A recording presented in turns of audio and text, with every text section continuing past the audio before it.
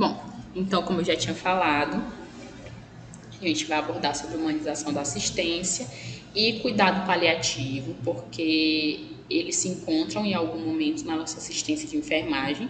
Na verdade, a nossa humanização tem que ser feita a qualquer momento e a qualquer paciente. E o cuidado paliativo, a gente vai falar sobre, no contexto de pacientes, não só no contexto de pacientes oncológicos, mas o cuidado paliativo no contexto de pessoas, de pacientes terminais como um todo, né? O que a gente pode fazer quanto equipe de enfermagem. Não é nada muito, sabe, de rotina, não é uma questão de bom senso, de empatia com esse paciente, de respeitar esse paciente, de respeitar esse momento dele, tá?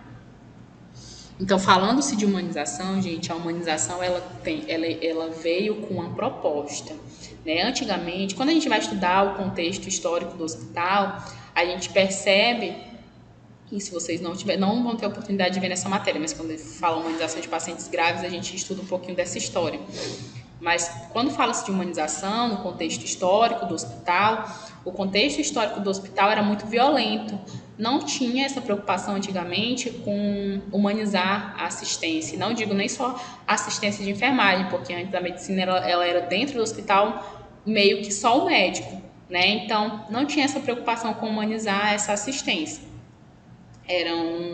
Era muito desumana, não levava em consideração que o paciente, né, que o ser humano ele é um ser biopsicossocial, preocupava-se só com as técnicas, né, tinha aquela distância paciente e profissional. Então, a humanização, a proposta de humanização veio com isso, né, essa oposição à violência institucional que era realizada dentro dos hospitais antigamente, negava-se a subjetividade do sujeito, então negava-se que ele era um ser que também continha aqueles seus aspectos biológicos, os aspectos psicológicos, a interação com a equipe, a interação com a família. Então, esse paciente ele era visto realmente como um objeto, né? Como alguém que está ali para receber um tratamento, mas não se considerava esse conceito tão holístico e tão completo do paciente. Então, ela veio com essa proposta de humanizar, modificar, né, esse processo de saúde, doença intra-hospitalar, tá bom? Então, gente, o que rege hoje a nível nacional, o que rege essa questão da nossa humanização, né, da assistência humanizada dentro da equipe de saúde, é a Política Nacional de Humanização. A Política Nacional de Humanização, ela nasceu como um projeto piloto, né, antes de ser uma política, que foi instituída a nível nacional, agora ela não era uma política, ela foi um projeto piloto, mas em 2003, né, percebeu-se essa necessidade de, não exatamente em 2003, 2003 foi quando ela nasceu, mas antes disso percebeu-se a necessidade de fazer uma política humanizada, uma política nacional que fizesse a regência desses trabalhos e dessa assistência de saúde nas unidades de saúde, seja a nível hospitalar, seja a nível de unidade básica, tá? Então, essa política, que é a PNH, que é a Humaniza SUS, ela existe desde 2003, perdão, gente, para efetivar os princípios do SUS, que é a equidade, né, aquela qualidade da assistência, efetivar mesmo os princípios do SUS, integralidade, nesse sentido de práticas da atenção, né, então era efetivar os princípios do SUS dentro da atenção, dentro da assistência e também na gestão, tá? Então, essa política nacional de humanização, ela efetiva esses princípios do SUS dentro tanto da assistência quanto da gestão, tá? Ela estimula essa comunicação entre os gestores. A Política Nacional de Humanização entende que a humanização ela não pode ser feita só pelo pessoal que está lá na frente prestando assistência, não é só pela equipe de enfermagem, não é só pela equipe de saúde. Essa humanização, o PNH sabe que para produzir saúde, para produzir uma assistência humanizada, é necessário que tenha essa comunicação entre os gestores, que tenha a comunicação entre os trabalhadores e os usuários, tá? Para fazer esse enfrentamento das relações de poder que tem dentro do nosso ambiente de trabalho, né? O afeto, que muitas das vezes ele produz atitudes e práticas desumanizadoras. Então, a política nacional, ela vem para isso, efetivar os princípios do SUS e estimular essa comunicação entre gestores, trabalhadores e usuários, tá bom? A política nacional, ela é regida por alguns princípios, né? Algumas diretrizes, na verdade. Algumas diretrizes, porque princípio é outra coisa. Ela é regida por algumas diretrizes, tá? Que são o acolhimento, a gestão participativa e cogestão, a ambiência, clínica ampliada e compartilhada, valorização do trabalhador e defesa do usuário. Mas vou explicar direitinho o que cada um quer dizer. O acolhimento, gente, que é uma diretriz, tá? Então, ela rege essa política nacional de humanização. É aquela escuta qualificada, né, que é oferecida por nós, trabalhadores. O paciente, ele chega e a gente escuta realmente, acolhe esse paciente, se preocupa com as necessidades desse usuário, né? Se preocupa em ele estar confortável naquele ambiente, tá? Fazendo aquela questão também dos atendimentos com prioridade. Eu acolho esse paciente, então eu percebo que a necessidade dele é uma necessidade de urgência ou emergência e não um risco, né, um baixo risco. Então, esse acolhimento é isso, essa escuta qualificada, avaliar a vulnerabilidade desse paciente, a gravidade, o risco desse paciente. Então, o acolhimento é receber, escutar esse paciente, é uma diretriz do Humaniza SUS, tá? Gestão participativa e cogestão. Oi. Professora, esse acolhimento é igual eles fazem ali no Santa Juliana, que quando a pessoa se interna no Santa Juliana, ele pergunta, né? Eles vão lá e perguntam, e tem a participação também que eles perguntam se a pessoa é alérgica, qual tipo de remédio, essas coisas, se preocupa com isso, né? Se a tipo de comida que a pessoa come, né? Isso é um tipo de acolhimento. É o tipo, Hoje... cada instituição, né, tem um perfil, mas isso é um tipo de acolhimento. Coleta de dados também dentro do processo de enfermagem. Quando a gente vai prestar assistência de enfermagem, a gente segue um processo de enfermagem, né?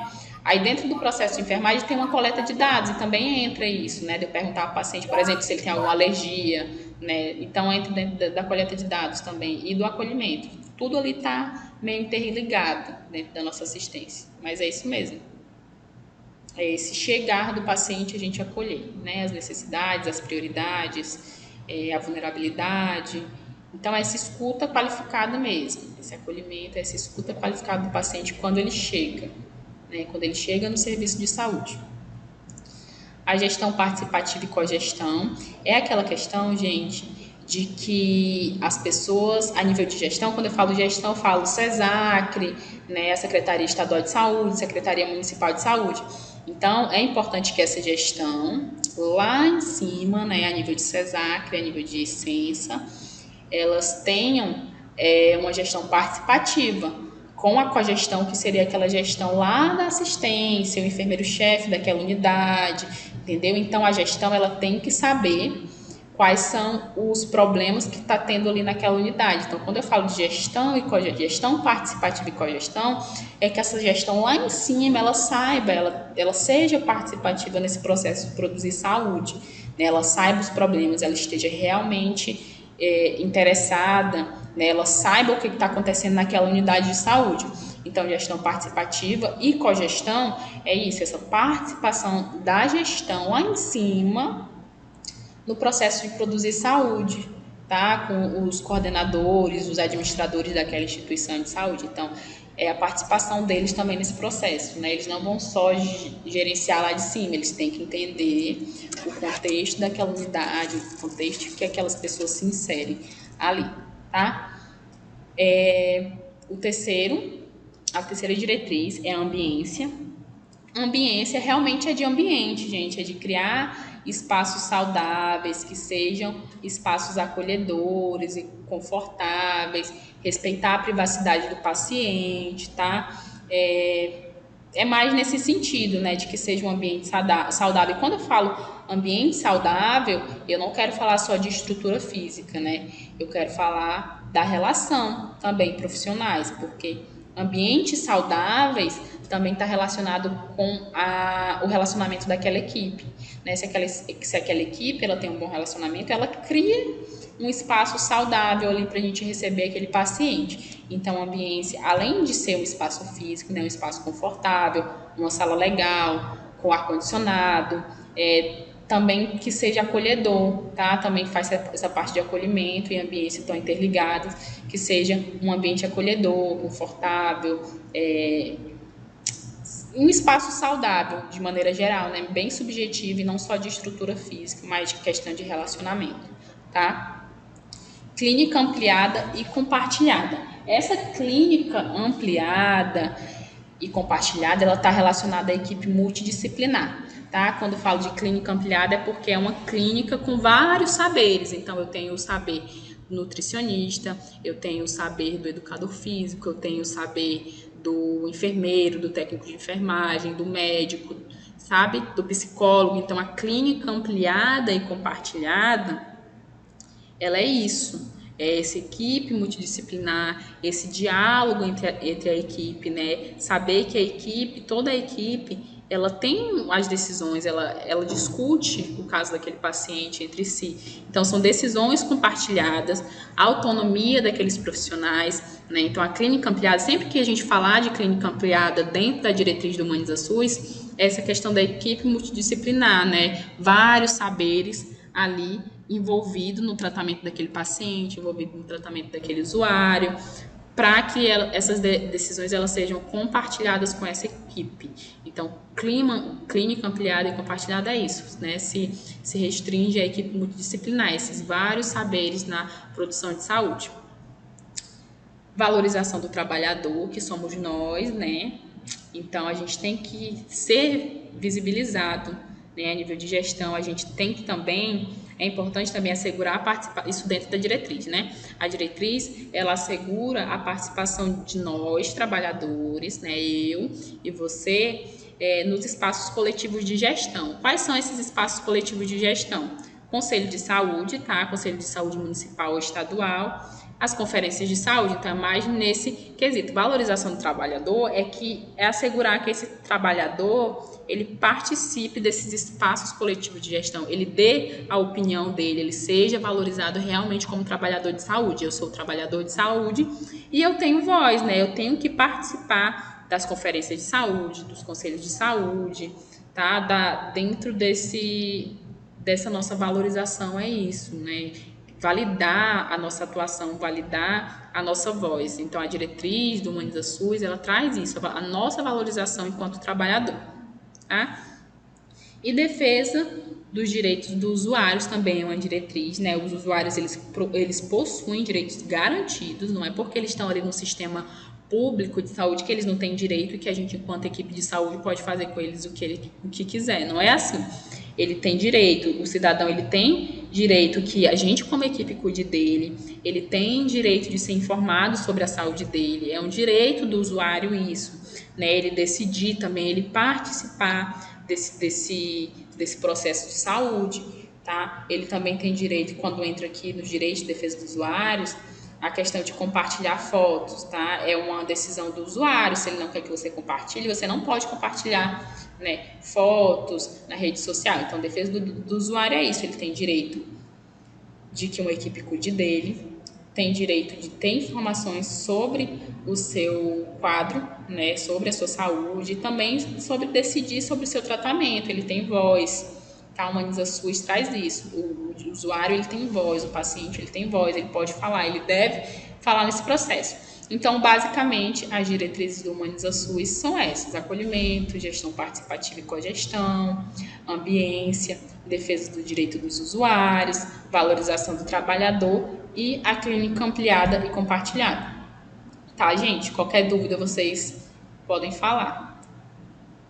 Então, aqui, gente, a gente vai entrar sobre as diferenças, né, entre humanização e desumanização, para a gente entender o que a gente pode fazer, o que a gente não deve fazer dentro dessa assistência, dessa recepção do paciente, tá? Então, dentro da humanização, o que é humanizar, né? Quais seriam essas atitudes de humanização? Abordar de forma individualizada e especial. Quando a gente vai abordar esse paciente, cada paciente tem um quadro de saúde, cada paciente tem um contexto social, né? Então, a gente, quanto equipe de enfermagem, tem que abordar esse paciente com as peculiaridades dele. Esse paciente é indígena, eu vou abordar ele de uma forma. Esse paciente é testemunho de Jeová, né? A religião também é um fator que interfere nesse processo de saúde, nesse processo de humanização. Então, a gente aborda essa pessoa de forma individualizada e especial, não só na questão de saúde, mas as questões, né, biopsicossociais mesmo. Cada paciente é um ser diferente, então, né, estejam sensíveis a isso, essa abordagem individualizada e especial, específica para aquele paciente, tá? Dar atenção diferenciada e mostrar empatia, né? Ainda entra na questão de ser uma atenção diferenciada, mas mostrar que se preocupa com aquele paciente, mostrar que está ali no serviço, não só, porque eu quero fazer minhas 6 horas de plantão e ir para casa. Não, gente, isso não é humanização, né? Então, a gente tem que mostrar empatia, mostrar que se preocupa, igual a gente viu na aula passada sobre a dor. A gente tem que acreditar na dor do paciente, a gente tem que ter empatia com esse paciente. Já é um processo tão complicado, esse processo de hospitalização. O mínimo que a gente pode fazer enquanto equipe de enfermagem é tratar esse paciente de maneira empática, né? Se preocupar realmente com as necessidades dele, tá? Cumprimentar, chamar pelo nome, olhar nos olhos e escutar o paciente com atenção. Eu quero fazer uma ênfase, gente, a chamar pelo nome. Isso aqui é crítico. Se eu ver um dia vocês chamando algum paciente pelo número do leito ou pela patologia dele, eu não sei nem o que eu faço, tá? Isso aqui acho que é o princípio básico assim, das atitudes de humanização, é chamar o paciente pelo nome. Dentro do hospital, vocês vão ver, quando vocês irem para estágio, vocês vão ver que realmente acontece de chamar o paciente pelo número do leito, tá? Isso não é uma atitude humanizada, é desumano isso, não é humanizar a assistência, tá? Então, chame o paciente pelo nome. Ficou com plantão, eu sempre faço isso, gente, é uma coisa assim que eu aprendi para mim. Eu estou com algum paciente, eu vou lá no prontuário do paciente, estou com o paciente do número 37, do leito 37, vou lá e anoto o nome do paciente. Quando eu vou falar com ele, eu chamo ele pelo nome. Olha, seu Marco, seu fulano, eu vou cuidar de você hoje, entendeu? Então, chame o paciente pelo nome. Ele é uma pessoa, ele não é o número do leito, ele não é uma doença, tá? Então, uma atitude humanizada é isso. Cumprimentar, diga oi, bom dia. Isso faz toda a diferença dentro do processo de hospitalização de uma pessoa, tá? Chame pelo nome, olhe nos olhos, né? Aquela questão de você vai fazer uma consulta. O técnico de enfermagem não faz consulta, né? Mas tô falando, quem já fez consulta, do médico nem olhar na sua cara, né? Não é legal. Então, assim, olhem nos olhos do paciente, escute esse paciente com atenção, escute as queixas, tá bom? E chame ele pelo nome, gente. ênfase nisso. Chame o paciente pelo nome dele, ele é uma pessoa. Dar informações transparentes e proativas, ser verdadeiro, é aquela questão da comunicação que a gente já falou, né? Seja verdadeiro com o paciente, com a família, dentro do que incube, né, a enfermagem, dentro do que está dentro das nossas competências, dentro do tipo de informação que a gente pode dar, ser transparente e ser proativo, né? Se preocupar realmente em resolver o problema ou a dúvida. Então, seja transparente e proativo, basicamente é isso. Respeitar a intimidade, as crenças e o desejo. ênfase às crenças, né? Quando eu comecei a estudar, eu lembro que se falava muito de que a religião, a gente meio que não misturava a religião com o processo de produção de saúde, né, de manutenção de saúde. Mas hoje em dia, gente, dentro da política, tá, nacional de humanização, a gente respeita as crenças, a gente entende, não é porque eu vou falar, Deus vai te curar, não é isso, mas a gente respeita que a crença, a religião, ela é importante nesse processo, porque às vezes a pessoa, ela tá ali tão pessimista, né, tá tão deprimida, que é importante a crença para ela, né, nesse processo de produção de saúde. É importante que a gente respeite a crença desse paciente, seja ele da Umbanda, do Evangelho, em qualquer religião, tem que respeitar essa crença, porque é aquilo que aquela pessoa acredita. Então, assim, A gente não mistura crença com saúde nesse processo de achar Deus vai me curar, não, né? Mas a gente leva em consideração que a crença é importante para que a pessoa passe por esse processo, né? Então, respeitar essa intimidade da pessoa, respeitar as crenças, respeitar os desejos, o que ela quer, né? Desde que não fira a nossa conduta, desde que não fira a nossa assistência, a gente respeita esses desejos do paciente, tá? Transferir confiança, segurança e apoio, né? Esse paciente vai confiar na gente a partir do momento que a gente aborda ele de uma forma individualizada, que a gente dá uma atenção diferenciada, que a gente cumprimenta, que a gente chama pelo nome, que a gente dá informações transparentes. Então, isso é um processo, essa transferência de confiança, segurança e apoio é um processo que a gente vai construindo, né? Baseado nessas outras ações que a gente já falou. Possui estrutura física digna e preparada para atendimento. Isso aqui não nos compete, mas dentro da humanização é uma das diferenças, né? Se você tem uma estrutura física legal, se aquela instituição tem uma estrutura física legal, limpa e preparada para aquele atendimento, né? Que tem os insumos necessários para prestar o assistência para aquele paciente, é um tipo de humanização, tá? Essa ambiência, ter essa estrutura para esse paciente, para fazer esse atendimento.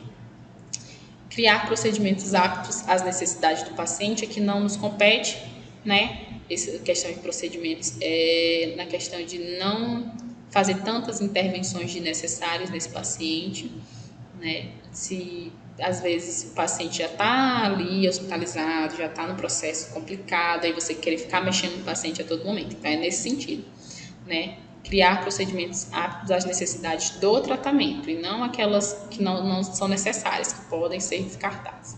Então, é um processo, né, é uma humanização, entra dentro das questões de humanização. Então, abordar a pessoa de forma individualizada, dar atenção diferenciada e mostrar empatia, respeitar intimidades, crenças e desejos, dar informações transparentes e proativas, cumprimentar, chamar pelo nome, olhar nos olhos, escutar o paciente com atenção, transferir confiança, segurança e apoio, possuir estrutura física digna e preparada para atendimento e criar procedimentos aptos às necessidades do tratamento, né? Nada que não precise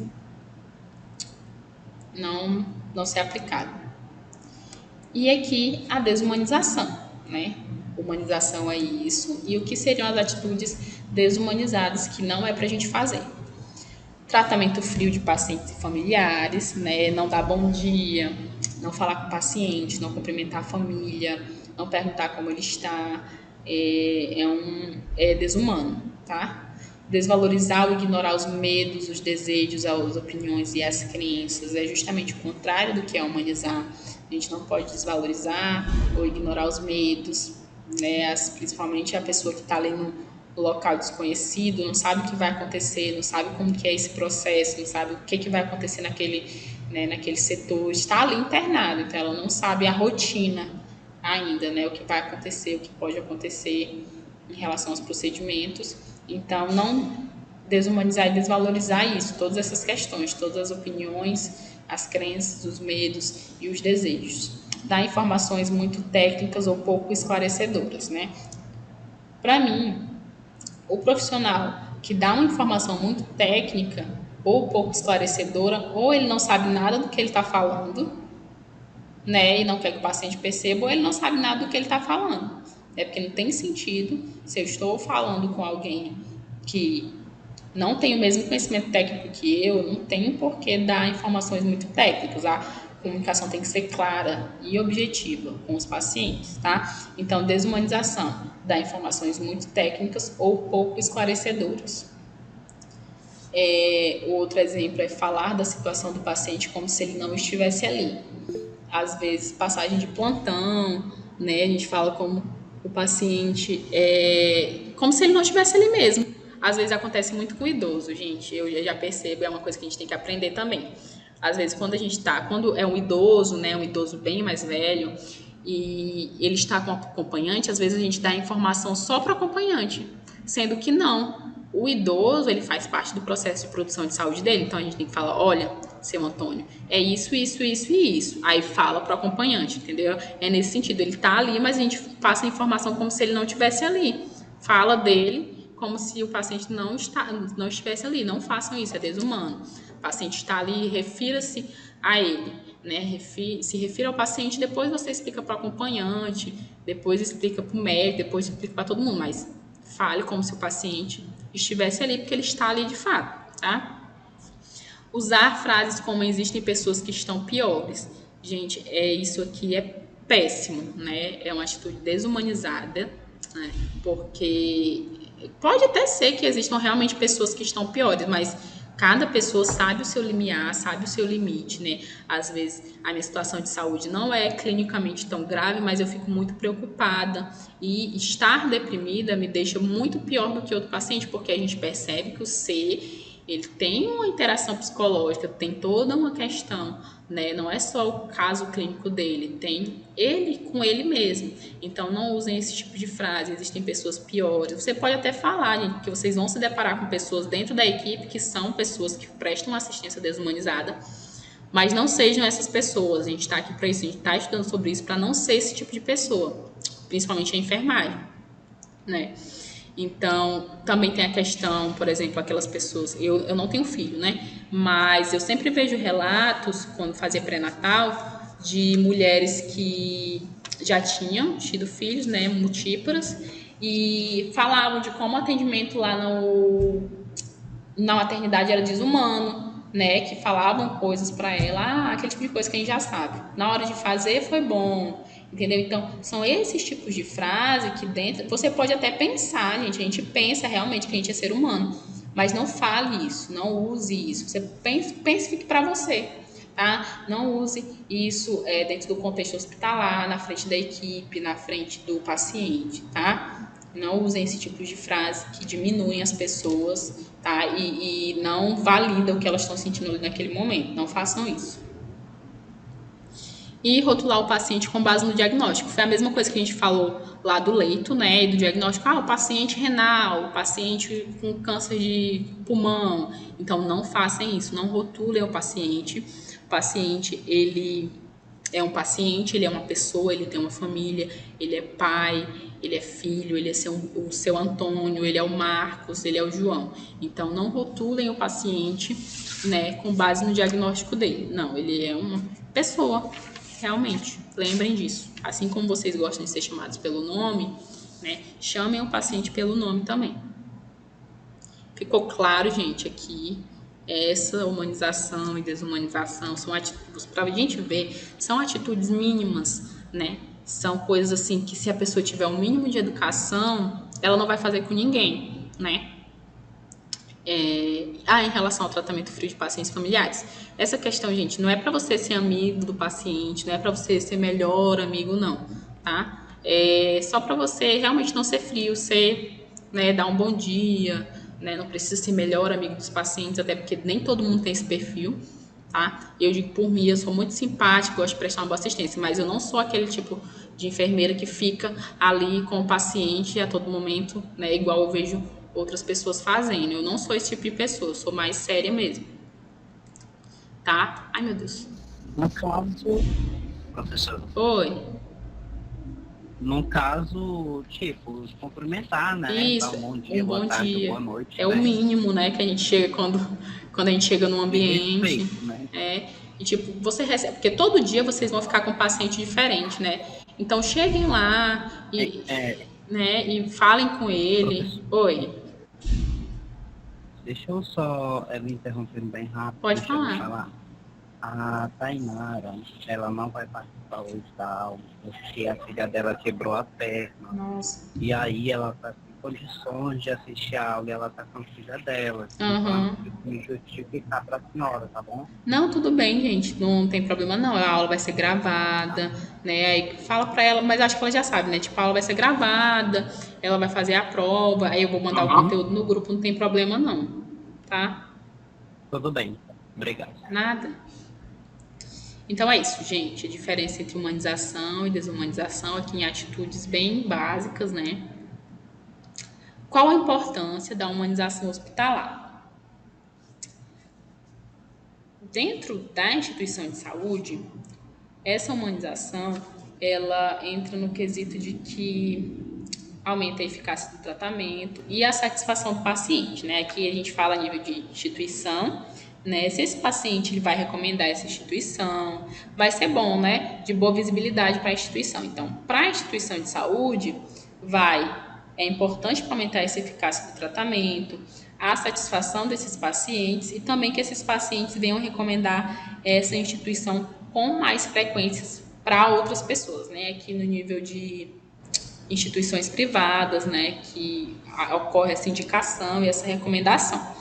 Para o paciente ele está passando por um momento de fragilidade, né, ali naquele momento de internação. Então, a humanização nesse atendimento hospitalar, ele é fundamental para garantir que ele seja tratado com carinho, né, com dignidade, durante aquela jornada, toda aquela jornada de internação. Então, assim, eu não digo nem carinho especificamente, mas dignidade, que ele seja visto como uma pessoa que merece respeito. Então, para o paciente é importante isso, tá? A humanização, garantir esse tratamento digno durante aquela jornada de internação. Para o corpo clínico, o tratamento humanizado, essa humanização é importante para motivar e alegrar o ambiente hospitalar, no quesito de que os profissionais, a gente fica mais contente realmente em relação ao ambiente, né? Quando a gente vê que a gente está prestando uma boa assistência, né? Vocês vão perceber quando vocês forem profissionais, que quando você não presta uma boa assistência, você fica meio assim, quem se preocupa com isso, né? De você ficar, nossa, não foi legal o que eu fiz hoje. Então, nesse sentido de humanizar, motiva o nosso trabalho, a gente fica alegre, a energia da equipe fica melhor, a gente sabe que a gente está prestando a melhor assistência possível, né, dentro das nossas limitações para aquele paciente, tá? Então, é basicamente isso, né? A instituição aumenta a eficácia do tratamento e a satisfação do paciente. Para o paciente, garante que ele seja tratado com dignidade durante aquele processo de internação. E para o corpo clínico, para a unidade, né, para a equipe de saúde, motiva o nosso trabalho, deixa o nosso trabalho leve, né, um ambiente hospitalar bem legal. Técnica para atendimento humanizado. Eu coloquei aqui na recepção, né, a gente está falando sobre recepcionista, mas isso abrange também quando a gente vai receber um paciente, tá? Quando o paciente chega novo no setor e a gente tem que receber, porque é a equipe de enfermagem que recebe esse paciente, a equipe de enfermagem que explica como que é o fluxo no hospital, né, que deveria, pelo menos, explicar como que acontece isso, como que vai ser a internação. Então, técnicas para atendimento humanizado na recepção, né? Coloquem no contexto de recepção do paciente. Receber esse paciente com um sorriso. Tem gente que não gosta de sorrir, gente, não precisa, né? Mas é bom, né? Dar um sorriso, às vezes, de vez em quando, para esse paciente. Receba o paciente de forma simpática, de forma educada. Chamar o paciente pelo nome, né? Ficar à disposição para qualquer dúvida, porque aquele paciente está chegando em um local novo. Muitas vezes esse paciente nunca ficou internado, né? Então fique à disposição. Olha, se você tiver alguma dúvida, pode me chamar, principalmente se você estiver cuidando daquele paciente, né? Paciente fulano de tal, ou técnico tal está cuidando do paciente tal e tal. Então fique à disposição desses pacientes. Olha, você pode me chamar, eu que estou cuidando de você hoje. Então, se o senhor tiver alguma dúvida, se o senhor tiver alguma demanda, alguma queixa, pode me chamar, eu estou lá no curso de enfermagem. Então fique à disposição desse paciente para qualquer dúvida, tá? Explicar o processo, né? Esse paciente chega da entrada, então a gente explica como que vai ser, né, dentro da enfermaria oncológica, por exemplo, que é o nosso contexto, né? Explicar o processo de internação, como que explica como que é a rotina do hospital, né? O café tal hora, a visita em determinado momento, então explica esse processo, tá? Tanto para o familiar quanto para esse paciente, explica como funciona esse fluxo de funcionamento ali do hospital, tá? Para ele ficar a par, porque ele está chegando ali, né, de paraquedas, não sabe como funciona nada, então dentro da equipe, né, a gente tem esse papel de explicar como que vai ser esse processo de internação ali para ele. E preste atenção no que ele diz e olhe nos olhos, tá? Basicamente aquilo que a gente falou, validar, fazer uma escuta qualificada, olhar aquele paciente nos olhos, receber esse paciente com um sorriso no rosto, chamar o paciente pelo nome, ficar à disposição desse paciente, tá? É uma técnica de atendimento humanizado na recepção, tá bom? Gente, é importante a gente considerar isso, né? A gente falou da recepção, agora a gente vai falar de enfermagem, né, da nossa assistência. É importante que a gente tenha uma qualidade de tratamento técnico, ou seja, é importante que a equipe de enfermagem saiba o que está fazendo, tecnicamente falando, né? Saiba administrar a medicação, saiba passar uma sonda, no caso do enfermeiro, saiba dar um banho no leito, entendeu? É importante a qualidade do nosso tratamento técnico, mas é importante também a nossa qualidade do relacionamento, que já é isso que a gente está falando, né, dessa escuta qualificada, de levar em consideração que o paciente é um ser biopsicossocial, tá? Então, eu trouxe um exemplo aqui para a gente analisar, para mostrar que a enfermagem ela é subjetiva, né? Ela não é só aquelas normas que a gente tem que fazer nas instituições, né? Não é só a rotina de enfermagem, para a gente ver um exemplo real, tá? É da Daniela Fagundes, tá? Isso é um relato dela. Na instituição que trabalhava, era regra fazer o curativo apenas uma vez por dia, sempre pela manhã após o banho. Recordo que ao chegar ao meu plantão, às 19, um paciente me pediu para que trocasse seu curativo, pois, segundo ele, estava incomodando. Eu achei a queixa importante e aquele paciente era tão pacífico, refiz o curativo e registrei na evolução. No outro plantão, fui chamada na sala do chefe e ali me foi informado que não poderia, em hipótese alguma, trocar o curativo mais de uma vez por causa dos materiais. O que vocês acham, gente, da conduta da Daniela? Foi humanizada? O que vocês acham dessa gestão? Né? Quando a gente fala de gestão coparticipativa, né, e cogestão dentro da assistência, o que vocês acham dentro do relato da Daniela? Foi humano? Ela foi humanizada ou ela não foi?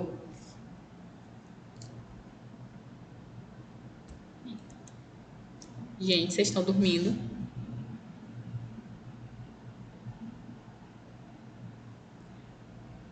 Eu tô ouvindo só uma mensagem chegar, mas não sei quem é.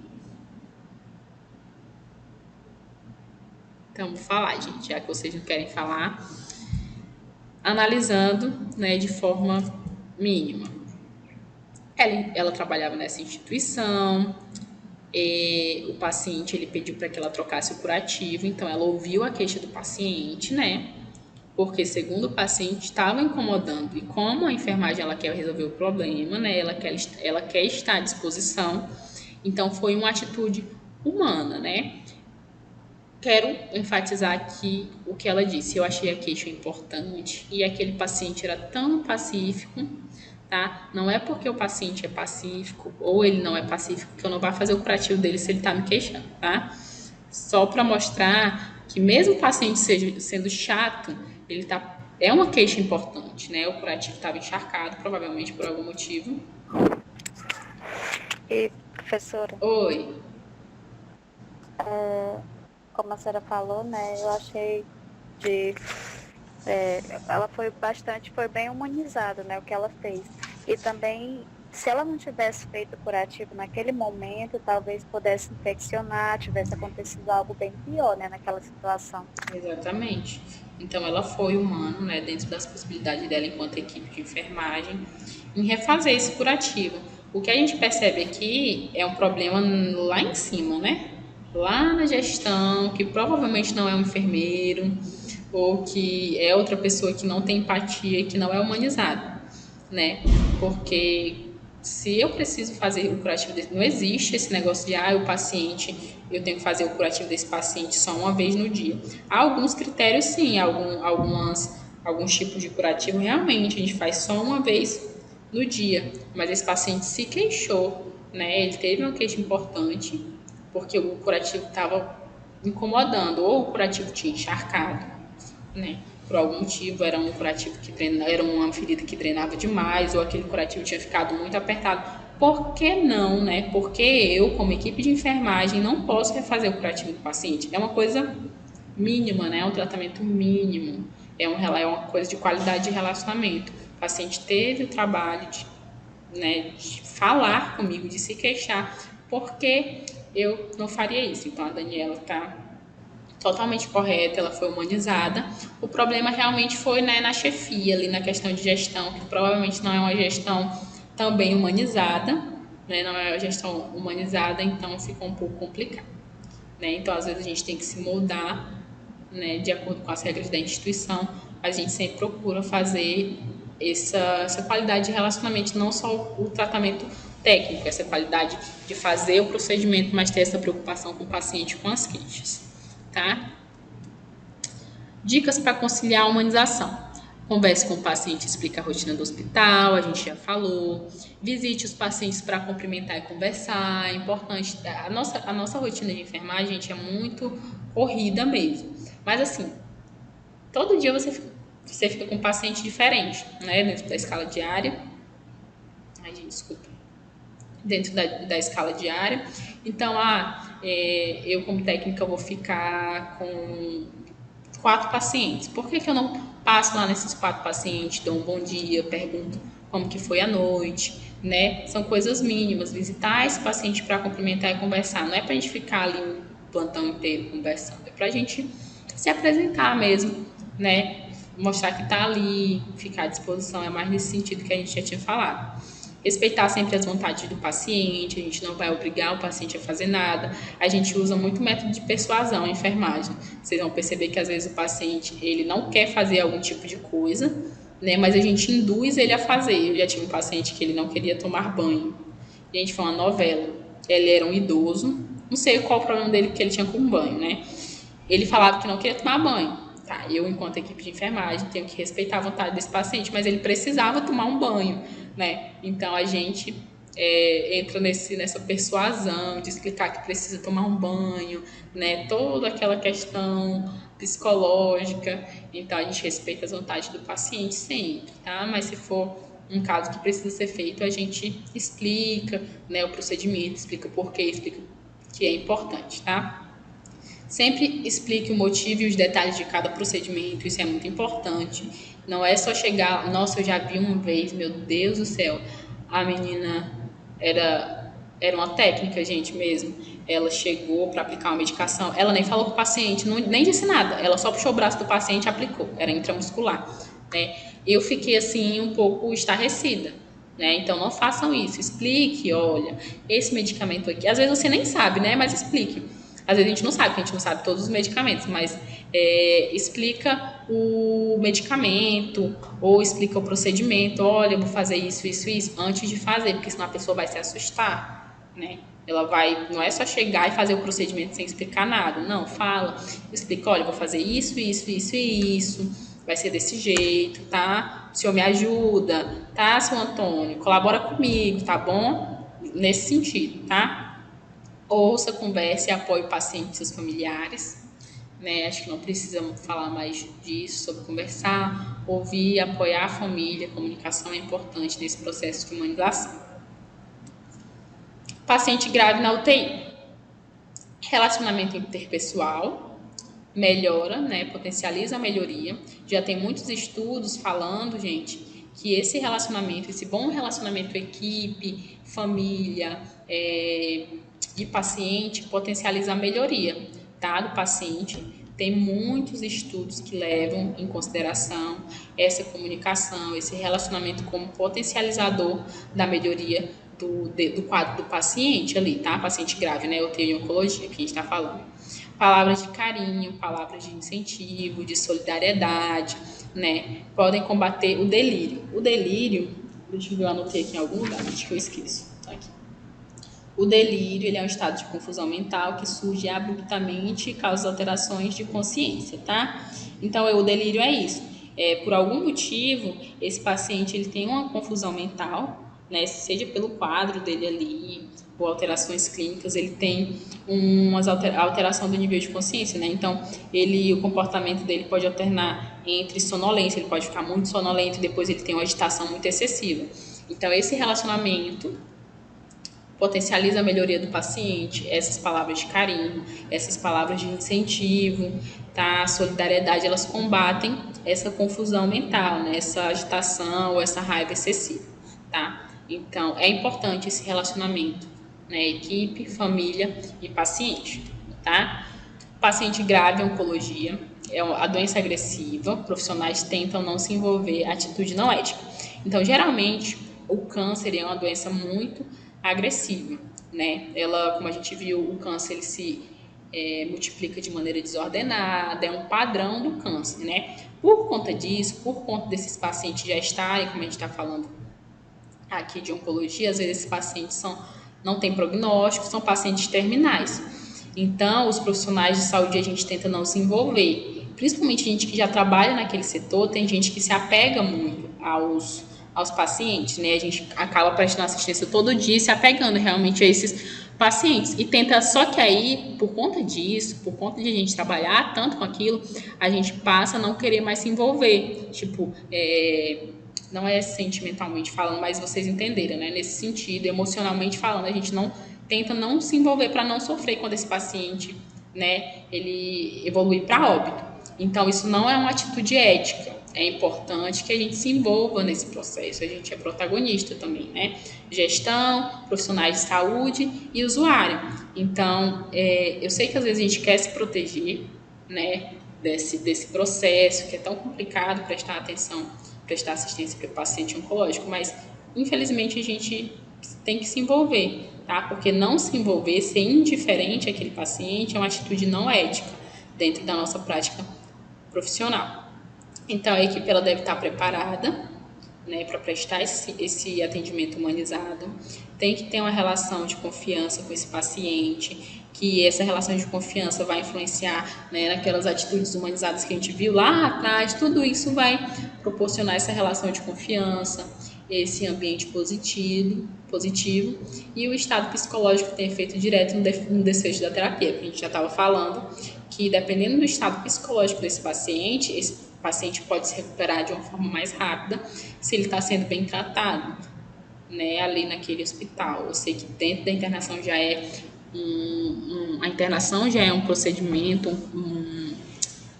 um contexto, né, muito traumático. Então, se a gente pode evitar que isso seja mais traumático, evitar que isso seja, né, um processo mais sofrido para aquele paciente, a gente vai influenciar nesse estado psicológico, né? Se a gente tiver uma atitude humanizada, a gente vai influenciar nesse estado psicológico do paciente. Esse estado psicológico vai ter efeito direto no desfecho da terapia. Esse paciente provavelmente vai se recuperar mais rápido, porque ele está bem, ele está vendo que a equipe realmente é preocupada com ele, que a equipe quer realmente prestar uma boa assistência, a equipe está preocupada com as queixas, está preocupada em resolver o problema, tá? Então, se envolvam nesse processo, né? Estejam preparados para prestar essa assistência humanizada, que a gente viu que não é uma coisa de outro mundo, né? São coisas mínimas que a gente pode fazer para a gente poder fazer com que esse paciente tenha uma breve passagem ali naquela unidade de saúde, tá? Então, gente, sobre humanização, era isso que vocês precisavam saber, tá? Não é nada, como a gente viu, não é nada de outro mundo, são coisas mínimas, a gente ter empatia, a gente ter educação, a gente olhar nos olhos, a gente estar atento às necessidades desse paciente, tá? Então, humanização é isso, tá? Agora a gente vai entrar dentro do contexto de cuidados paliativos, né? A gente vai falar sobre essa interação, sobre humanização. Então, por isso que é importante que essas duas aulas estivessem juntas. Para a gente entender o cuidado paliativo, a gente tem que entender como que é a história da morte num contexto histórico mesmo, tá? Na Idade Média, né, na primeira Idade Média, século V ao século XII, como que essa morte era vista pela sociedade? Essa morte, ela era uma morte domesticada, familiar, algo natural da vida. Então, assim, havia uma certa intimidade entre morrer e o cotidiano da sociedade, né? A tal ponto que esse ato de morrer, gente, ele era visto como algo natural na sociedade. Ninguém tinha medo, entendeu? Não era algo muito traumático, não era algo que causava anseio, era visto realmente como algo natural da vida, um processo da vida que realmente ia acontecer. Então as pessoas lidavam bem com a morte, tá? Isso na primeira Idade Média, do século V ao século XII. Na segunda Idade Média, do século XII ao século XV, passa a reinar as incertezas. Por quê? Em relação a essa morte, né? Porque agora, com essa segunda Idade Média, cabia à igreja intermediar esse acesso da alma ao paraíso, tá? Então entrou esse contexto da igreja, né? A igreja como intermédio do paraíso. Aí tinha toda a questão de julgamento final, só o inferno que a gente ainda vê hoje, né? Foi o início dessas incertezas com a morte, o que não tinha antes era visto como algo natural. Aí passa a reinar essas incertezas por conta, né, da igreja mesmo, dela intermediar, né, de fazer dentro da história, essa ascensão da Igreja Católica de intermediar esse acesso da alma ao paraíso. Aí tinha essa questão do julgamento final, questão do céu e do inferno. Então iniciou-se essa questão de incertezas da morte, tá? Na Idade Moderna, que foi a partir do século XII, ou a partir do século XVII, houve uma romantização da morte, né? A morte ela foi romantizada. Professora, dá licença só um instantinho, porque não tá aparecendo nada aqui, tá aparecendo só o nome do Douglas. Como assim? Aqui no meu visor tá aparecendo só o nome do Douglas. Eu acho que é o problema do teu coisa, do teu... Não, no seu... Aonde a senhora tá falando aqui, tá aparecendo, mas... Márcia, aperta em cima, o meu também tava assim, é só tu apertar em cima do quadrinho. Em cima de qual quadrinho, amor? Onde tá mostrando o slide.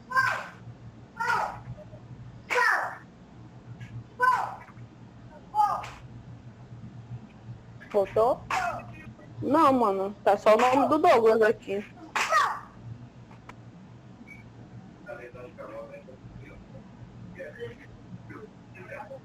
Márcia, entra e sai novamente. Ou sai e entra. Entra e sai, não. Eu acho. Eu vou sair aqui só. Vou sair, professora, a senhora me aceita de novo, porque tá só aparecendo o nome do Douglas aqui. Tá bom. Esperar só um pouquinho, tá, gente? Pra ver se a Márcia vai entrar.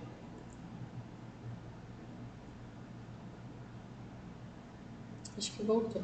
Voltou. Já entrou. Agora sim, professora, tá aparecendo. Tá bom, então. Aí, gente, a gente entrou aqui na Idade Moderna. Aqui é só para contextualizar, tá, gente? Para vocês entenderem. Vou explicar, é bem rápido. Aí entrou-se, né, a história da morte dentro da Idade Moderna, a partir do século XVII. Então, a morte ela foi romantizada. Tinha a ideia desse processo de ruptura com a vida, complacência com a ideia de morte. Então, o homem tinha essa ideia que o homem ele era arrancado da sua vida cotidiana e lançado no mundo irracional. Então, era feito de forma romantizada a morte, né? Romantizou-se a morte, esse processo de que o homem era arrancado da vida cotidiana e lançado em um mundo irracional. Então, era isso que acontecia com como que a sociedade vê a morte, né, na Idade Moderna. A partir do século XIX, o luto ele foi ressignificado, né? Que é o que a gente vê até hoje, ainda do século XIX, não é historicamente tão distante, né? O luto ele foi ressignificado, mais dificuldade para aceitação na morte. Então, os sobreviventes aceitam a morte, né? Nesse século XIX, os sobreviventes eles aceitam a morte do próximo mais dificilmente do que nas outras idades, né? A Idade Média era natural. Na segunda Idade Média houve as incertezas, na Idade Moderna essa ideia de morte era muito romantizada, mas a partir do século XIX, os sobreviventes, que é o que a gente vê muito ainda hoje, não aceitavam essa morte, tinha muita dificuldade, tem-se muita dificuldade de aceitar a morte de pessoas próximas, né, pessoas da família, né? Então a gente vê muito ainda essa característica do século XIX em relação à morte ainda hoje, tá? E a segunda metade do século XX, né, para frente, né, houve uma mudança brusca com relação à morte. A sociedade prioriza a valorização da felicidade, torna-se mais tecnológica e totalmente voltada para a produção e o progresso. Então, Hoje pensa-se muito mais na felicidade, né? Ainda tem-se aquele receio da morte, ainda tem, né, algumas pessoas ainda têm essa dificuldade de aceitar a morte de parentes. Só que o que caracteriza essa segunda metade do século XX, que foi quando houve a entrada dos hospitais, né? Então essa morte ela passa a ocorrer mais nos hospitais, nas CTIs, longe da família, porque agora as pessoas conseguiam, né, ter tratamento, conseguiam tratar a doença, mas mesmo assim essa morte ela passou por esse processo de hospitalização, né? Agora acontece, e é o que acontece ainda hoje em dia, né? Dificilmente alguém morre em casa, não sei que seja causas naturais, mas mesmo assim ainda vai no hospital por algum motivo, fazer exame, fazer autópsia, essas coisas, né, no IML. Então, essa morte ela passa a ocorrer dentro do contexto, dentro do hospital, né? Longe da família. Então, por conta disso, evita-se falar de morte por trazer em consciência a consciência da nossa própria finitude. A gente não gosta, né, o ser humano, de entender e saber que a gente é finito. Em algum momento, a nossa vida vai acabar, né? E por conta disso, a equipe de saúde ela deixa de falar com os pacientes sobre a gravidade da doença deles para poupá-los, sendo que a gente fala sobre a comunicação ser verdadeira, né? Só que tem alguns profissionais de saúde que evitam falar sobre a morte, tá? Evitam falar sobre a doença do paciente, sendo que esse paciente tem que saber se ele está em cuidado paliativo ou não. Ficou claro, gente, aqui? Era só para contextualizar, tá? Não precisa se atentar muito a isso. E a gente já entra aqui no cuidado paliativo. O cuidado paliativo, vou ler o conceito, tá? Abordagem que busca a qualidade de vida dos pacientes e seus familiares diante de doenças ameaçadoras da vida, através da prevenção e o alívio do sofrimento por meio da identificação precoce e avaliação impecável e tratamento da dor e outros problemas físicos, psicossociais e espirituais. Então, o cuidado paliativo é feito, né? Ele é realizado para aquele paciente que tem uma doença ameaçadora da vida. Cuidado paliativo é aquela assistência para o paciente que não tem mais cura, né? Que a gente literalmente, é até duro falar isso, mas a gente literalmente está esperando esse paciente evoluir para óbito, né? Então a equipe de enfermagem faz esse cuidado paliativo, que é só para identificar as queixas do paciente, minimizar, promover uma qualidade de vida, né? A gente, dentro do cuidado paliativo, tem muitas intervenções de dor, quando fala-se de cuidado paliativo, porque o paciente em cuidado paliativo, ele sente muita dor, é um paciente terminal de alguma coisa, né? Principalmente dentro do contexto oncológico, é um paciente terminal, então usa-se muito intervenções em relação à dor no cuidado paliativo, para promover realmente essa qualidade de vida, né? Uma passagem, né, boa desse paciente. O cuidado paliativo moderno, ele exige, né, ele tem algumas, né, envolve algumas questões que é a equipe multidisciplinar, como a gente falou, a gente não trabalha sozinho, né, dentro do cuidado paliativo também não é diferente, esse paciente tem muitas queixas, a gente nem está falando mais do paciente aqui que faz quimioterapia não, tá, gente?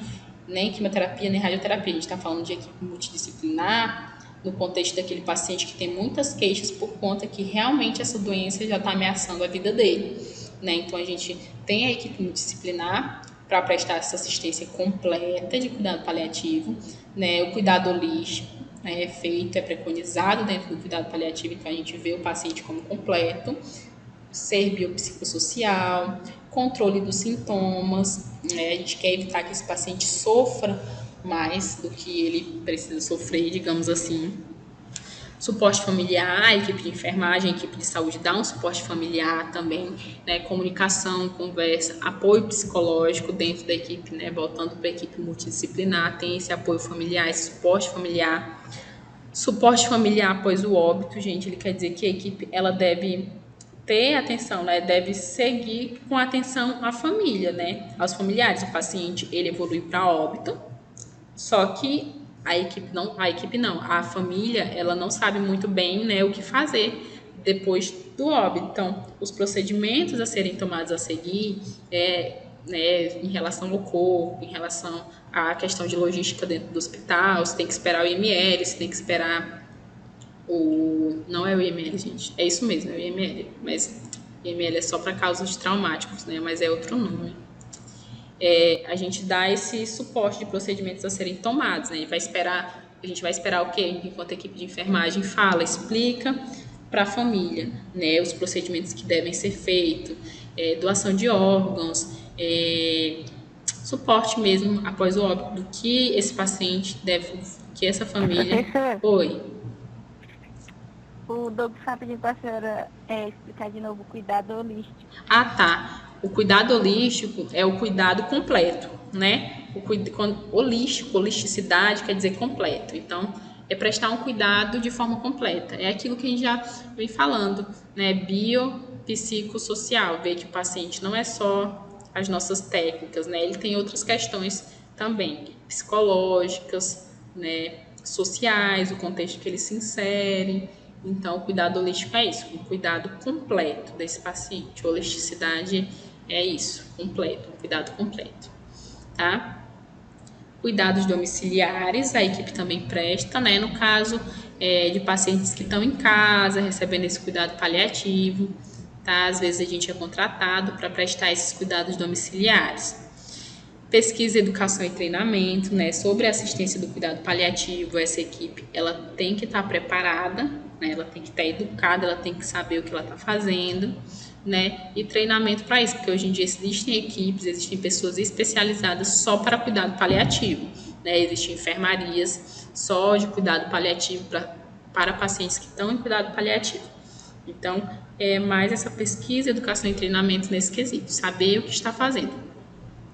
E assistência à dor total. Quando fala-se de dor total, né, é aquela dor espiritual, dor emocional, dor física, dor social. É o tratamento completo desse paciente, principalmente da dor, né? Esse paciente, ele sabe que ele não está bem. Então, vocês imaginam como que está a cabeça dele, né? E como está a cabeça dessa família. Então, tem toda uma dor, além de física, tem uma dor emocional, né, de perca, de impotência, de estar ruim, de estar deprimido. Então, o cuidado paliativo entra nessas questões, na dor total, assistência à dor total, ter atenção para isso. Princípios do cuidado paliativo, gente, não é nada que a gente já não tenha falado. Comunicação clara, objetiva entre os profissionais, né, entre a equipe, pacientes, familiares. Então, comunicação clara e objetiva sempre, né, sem termos técnicos, como a gente já havia falado. Então, a nossa comunicação se resume a isso. Bom controle de sintomas, antecipação, tratamento individualizado, reavaliação e supervisão, atenção aos detalhes. Então, a gente tem que ter a nossa assistência, né? Estar atento às queixas do paciente, dar um tratamento individualizado, estar atento ali na supervisão daquele paciente, perceber o que ele está sentindo, se não está tudo bem. Então, a gente entra nesse controle de sintomas. É um dos princípios do cuidado paliativo. Time interdisciplinar, é a equipe, né, cada um dentro das suas competências, cada um dentro do que lhe cabe, trabalhando ali como um conjunto, como uma equipe realmente para prestar esse cuidado paliativo. E bioética, autonomia, beneficência e não maleficência e justiça. A gente nunca vai prestar uma assistência, né, para esse paciente de forma pensando que quer fazer mal a ele, né? Mesmo que esse paciente seja um paciente chato, né, que brigue muito, que os acompanhantes sejam muito chatos, a gente nunca vai prestar uma assistência querendo causar um mal para esse paciente, tá? Cuidado paliativo vem para garantir o controle da qualidade de vida, a gente já falou, controle da dor e dos outros sintomas, né? Integração dos aspectos clínicos, psicológicos, espirituais e sociais, respeitar a autonomia desse paciente, que ele é ator, né, desse processo, saúde e doença, ele é ator também da sua assistência, ele tem que dizer o que quer e a gente tem que respeitar essa autonomia do paciente para dizer o que ele quer e o que ele não quer, valorizar esse paciente, não acelerar a morte. Existe, né, aqui não é permitida eutanásia, né, aqui no Brasil. Só que eu já ouvi história, né? Não sei se confirmado, nada confirmado, mas de o paciente já está morrendo, né? Tá nesse processo já de evoluir para óbito e a equipe acelerar esse processo, tá, gente? Não a gente, enquanto equipe de enfermagem, enquanto equipe de saúde, cuidado paliativo, não traz isso, não é pra gente acelerar a morte do paciente. Eu sei que às vezes é sofrido, né? Porque no nosso país a gente não tem a questão da eutanásia, né? Então é proibido dentro do nosso contexto brasileiro. Então a gente não acelera a morte do paciente, tá? Morte digna, mínimo de estresse no local de escolha do paciente. Então, cuidado paliativo também traz isso, né? A morte digna, esse paciente ser bem tratado pela equipe, o mínimo de estresse que a gente tem que promover para esse paciente e no local que ele escolher, tá? Ele quer morrer em casa, eu sei que esse paciente está em cuidado paliativo, o médico libera esse paciente para realmente, né, ficar em casa com a família, porque a gente não tem mais o que fazer realmente com ele enquanto equipe de enfermagem. A gente só vai evitar que ele tenha mais problemas e aliviar o sofrimento dele naquele momento. Então, se ele quer morrer em casa, por que não deixar esse paciente para casa, ficar ali o último momento com a família? Então, entra também no cuidado paliativo isso. Principais elementos dos cuidados paliativos: identificação de metas de atendimento ao paciente, realizar plano de cuidado, que é a nossa rotina normal, apoiar o cuidador. A gente não pode esquecer que o cuidador também está passando por um processo traumático, né? Não, ele vai perder um integrante da família. A gente está falando que hoje a gente não tem essa boa aceitação da morte, né? Então o cuidador está vendo ali aquela pessoa da família evoluir para óbito. Então também é complicado para esse cuidador, né? A gente solicita apoio psicológico, solicita apoio para esse cuidador, para essa família. Abordagem em equipe, sintomas físicos, psicológicos, sociais, espirituais, a gente sempre vai falar isso quando se trata de pacientes, de uma maneira geral, né? E discutir prognóstico e tratamento. Gente, prognóstico. O que é o prognóstico? Eu sempre falo, esse paciente não tem prognóstico, né? O que é o prognóstico? Prognosticar é fazer previsão baseada em alguma coisa. Então, eu faço a previsão, eu não, né? Geralmente é o médico que faz esse prognóstico. Previsão sobre o resultado dessa possível doença. Esse paciente tem um câncer e o prognóstico dele, a minha previsão do resultado dessa doença para esse paciente é que ele vai morrer, né? Então, esse paciente não tem prognóstico, porque ele vai morrer. O prognóstico dele é ruim, tá? Então, o prognóstico é isso. Sempre falar, esse paciente não tem prognóstico, então ele não tem previsão de resultado positivo para aquela doença, tá? Então, por que é importante fazer esse prognóstico, fazer essa previsão desse paciente? Permite que o paciente identifique suas prioridades com base na expectativa de vida, né? Faz essa previsão, aí a gente vê que a expectativa desse paciente não é longa, né? E ele vê, e ele permite que ele identifique as prioridades dele na vida dele, né? Ele tem algumas prioridades, algumas questões a resolver, tomem decisões informadas sobre os seus cuidados, participem de assuntos jurídicos e financeiros, né? Como esse paciente está evoluindo para óbito, então ele tem que decidir fazer algumas decisões jurídicas e financeiras. Então, o prognóstico é importante para isso, gente, essa previsão, né? Para esse paciente se preparar realmente, para a família se preparar, né? Concentrar-se no encerramento de vida e questões de legado, né? Enfatizar a participação em atividades prazerosas, porque ali já é um último momento dele, ele sabe, né, que não vai ter muito tempo de vida. Então, por isso que é importante esse paciente ter um prognóstico, né, ele saber se ele vai conseguir sair bem daquela doença, né, daquele câncer, no caso que a gente está falando, ou se ele não vai conseguir. Então, é importante para isso, para ele se organizar, para ele participar de assuntos jurídicos, para ele, né, como é aquele último momento, ele ficar com a família, participar de atividades prazerosas para ele. Por isso que é importante fazer esse prognóstico, né, do paciente, tanto oncológico quanto de outra patologia clínica. E a boa morte, né, que é o que a gente está tentando propiciar para esse paciente que está em cuidado paliativo. A boa morte é o que se diz que é aquela morte livre de angústias e sofrimentos evitáveis para o paciente, familiares e cuidadores, em geral de acordo com os desejos do paciente e seus familiares. Então, se o paciente estiver consciente, sempre vai prevalecer os desejos do paciente. Se esse paciente estiver inconsciente, os desejos da família, né? Então, essa boa morte é essa morte livre de sofrimento, de angústia, sem estresse, né? Fazendo com que esse paciente tenha qualidade de vida, alívio do sofrimento. Então, essa seria a boa morte dentro do cuidado paliativo. O que pacientes e familiares esperam dessa, né, nesta boa morte, nesse cuidado paliativo? Redução do sofrimento, né, nossas intervenções, estar com a família e com os amigos a maior parte do tempo. Esse último momento, como a gente já falou, é importante que ele aproveite, né, que seja no local de escolha dele, né, para ele aproveitar realmente aqueles últimos momentos com a família, com os amigos. Ter uma equipe de saúde em que possa confiar, né, a gente dentro daquela questão de humanização ainda, daquele processo, ter uma boa comunicação, tratar o paciente com respeito, tratar o paciente com dignidade, realmente mostrar que se importa com as questões deles. Então, é isso que a família e o paciente espera, né? Ter uma equipe de enfermagem, ter uma equipe de saúde em que esse paciente possa confiar, possa contar, estejamos ali à disposição deles para prestar uma boa assistência. Comunicação honesta e confiável, né? A gente já falou. E que suas vontades sejam ouvidas e respeitadas. A gente também já falou sobre isso. Sempre prevalece os desejos do paciente ali naquele processo de produção de cuidado.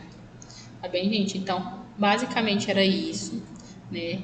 O sofrimento humano ele só é intolerável quando ninguém cuida. Então, nós, enfermagem, estamos aqui para cuidar desse paciente, fazer com que esse sofrimento ele seja tolerável.